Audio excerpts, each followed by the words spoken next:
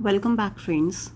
Today we are going to study Introduction to Food Science, Need and Scope of Food Science. So, in this lecture, we are going to explore different terminologies related to food science, nutrition, and dietetics. Right? So, as we are dealing with food science, basically we need to explore the meaning of food. What is food? Food is a basic necessity of man, as which gives us nutrients, nutrition, different types of components like carbohydrates, proteins, fats, vitamins, minerals, which nourishes our body. Right? It helps us to maintain good health throughout our life. Right? So this was the basic knowledge who gave us the basic pioneer of the nutrition, who is known as the father of nutrition, Lavoisier. He is the father of nutrition. So we all have to remember the name of the father of the nutrition. It can be asked in our paper. Lavoisier is referred to as the father of nutrition. So now the basic terminologies consist of food. Food is defined as any substance that is solid, liquid, when swallowed, digested and assimilated gives us nutrition. Right? जो भी चीज़ हम खाते हैं, चाहे वो liquid है चाहे वो सॉलिड है, उसको खाने के बाद वो हमारी बॉडी में जाए, डाइजेस्ट हो जाए, एसिमिलेट हो जाए और हमारी बॉडी को एनर्जी दे, नरिशमेंट दे. Right? After the food we have food science. So food science can be defined as the application of the basic sciences and engineering to study the fundamental physical, chemical and biochemical nature of foods, the principles of food processing. It is a broad discipline which contains food chemistry, food analysis, food microbiology, food processing and food engineering. जो हम खाना खाते हैं वो हमारी body में जब जाता है, उसकी डाइजेशन कैसे होती है, उसकी नेचर कैसी है, खाना कैसा खाना चाहिए, बॉडी में जाके उसकी डाइजेशन कैसे होगी, एसिमिलेशन कैसे होगी, उसका फूड प्रोसेसिंग, सारा फूड को प्रिजर्व करना, डिफरेंट टाइप्स के फूड कंपाउंड्स को बनाना, फूड को ग्रो करना, उसको सेफ्टी से रखना, प्रिजर्वेशन करना, उसकी प्रोसेसिंग करना ताकि वो उसकी शेल्फ लाइफ इंक्रीज़ हो जाए, उसके न्यूट्रिशन स्टे करें, रिटेन रहें. ये सब कुछ फूड साइंस के अंदर आता है. Right? So food science includes food chemistry, food analysis, food microbiology, food processing and food engineering. Right? So next term we are going to discuss is nutrition. Nutrition is defined as the science of food nutrients, their action, interaction and balance in relationship to health and disease. The process by which the organism ingests, digest, absorb, transport and utilize nutrients and dispose of their end products. Basically nutrition क्या है? Nutrition foods और nutrient का वो action है, उसका body components के साथ, हमारी बॉडी साइकिल के साथ, हमारे बॉडी ऑर्गन्स के साथ, उसकी प्रोसेसिंग के साथ सारा इंटरेक्शन है, उनकी आपस में रिलेशनशिप है जो कि हेल्थ या डिजीज़ के बारे में बताती है, जिसके बीच में इंजेक्शन आती है, डाइजेशन आती है, absorption, transportation of the nutrients into the blood stream, utilisation of that nutrients and then dispose of the end products which are not needed in our body. All this consists of nutrition. We have to memorize these terminologies as these are important part of our food science lecture. Right? So after studying about nutrition, next is health. What is health? Health is generally defined as state of complete physical, mental and social well-being and not merely the absence of any disease or infirmity. Basically हम healthy इंसान किससे कहते हैं? वो इंसान जो completely healthy है, physically भी, मेंटली भी, सोशली भी एक्टिव है और उसे कोई बीमारी ना हो, उसी हेल्दी कहते हैं ना. So that is basically health. Next is mal nutrition. अब हेल्थ से रिलेटेड आगे काफ़ी सारी डेफिनेशंस आती हैं. Mal nutrition, under nutrition, over nutrition, जो कि WHO ने हमें दी हैं. Right? So malnutrition, the word nutrition we have already studied. Malnutrition, a pathological state resulting from the intake of inadequate or excess quantity of food or nutrients. When we take any of the nutrients in excess or in less order, it can be inadequate or excess, right?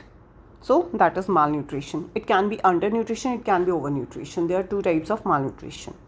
Undernutrition, the pathological state resulting from the intake of an inadequate quantity of food over an extended period of time. जब ज़्यादा देर तक खाना ना खाया जाए, that is undernutrition. Overnutrition consists of excess quantity of food. When the people get obesity, right, मोटापा.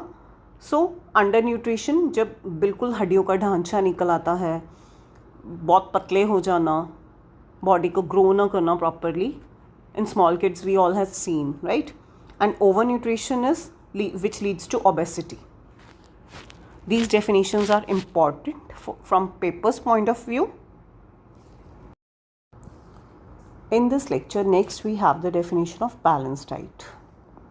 So what is balanced diet? जब हम बैलेंस डाइट की बात करते हैं तो बेसिकली बैलेंस डाइट होती क्या है?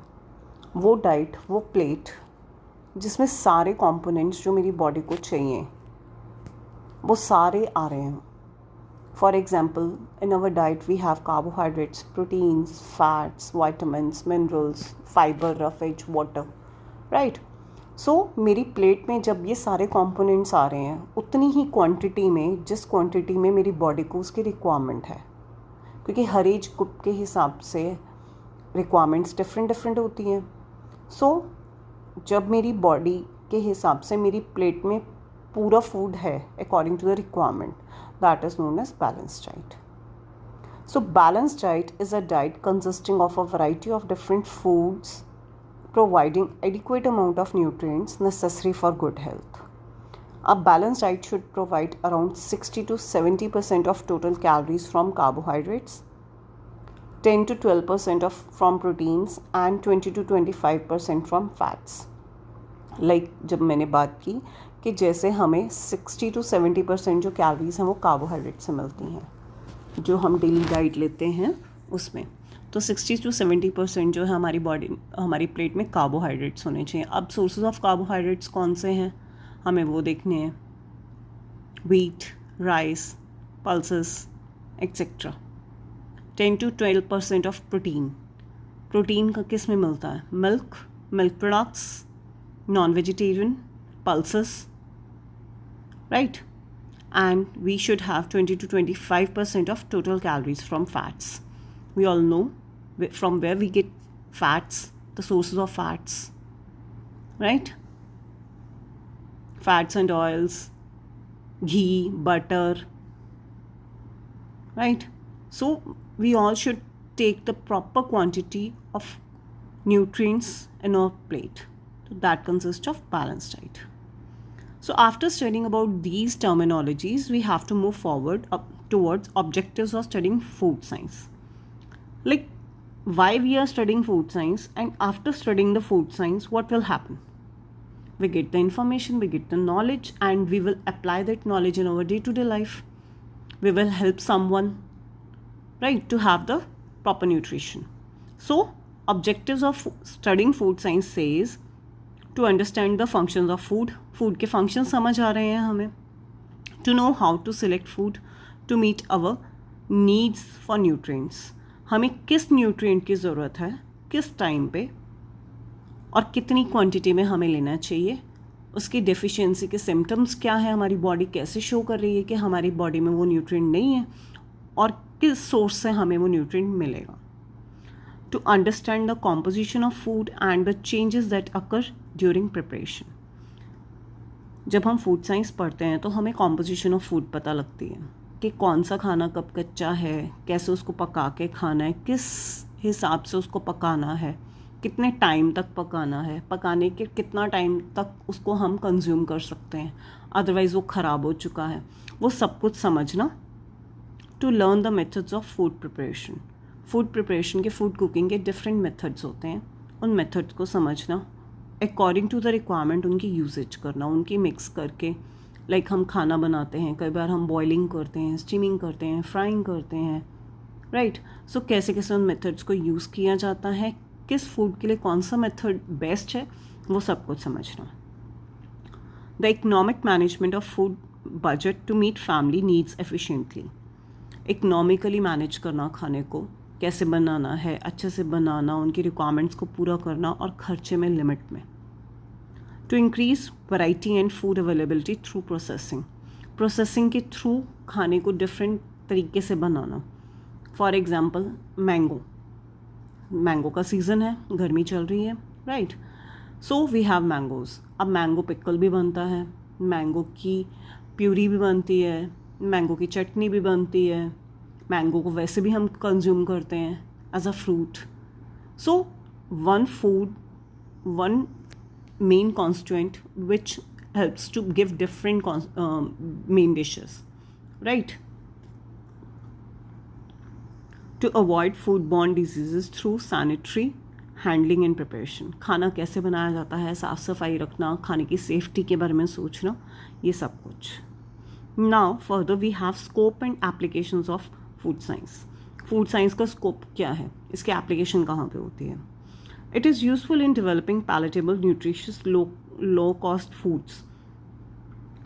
खाने को पैलेटेबल बना देता है। पैलेटेबल क्या होता है? जब खाने की शेल्फ लाइफ बढ़ जाती है, खाना पैलेटेबल हो जाता है, like we can consume, human beings can easily digest that. Nutritious हो जाता है, खाने की जो इकोनॉमिक वैल्यू है वो कम हो जाती है, चीप हो जाता है खाना।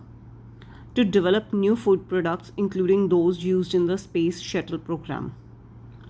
ऐसे से फूड प्रोडक्ट्स डेवलप करना जो अलग अलग जगह पे यूज़ किए जा सकें, लाइक काफ़ी टाइम तक प्रिजर्व करके फूड को रखना, किसी भी सीज़न में कोई भी फूड का यूज़ करना, all that. Food losses during storage and processing can be avoided by advance methods of preservation.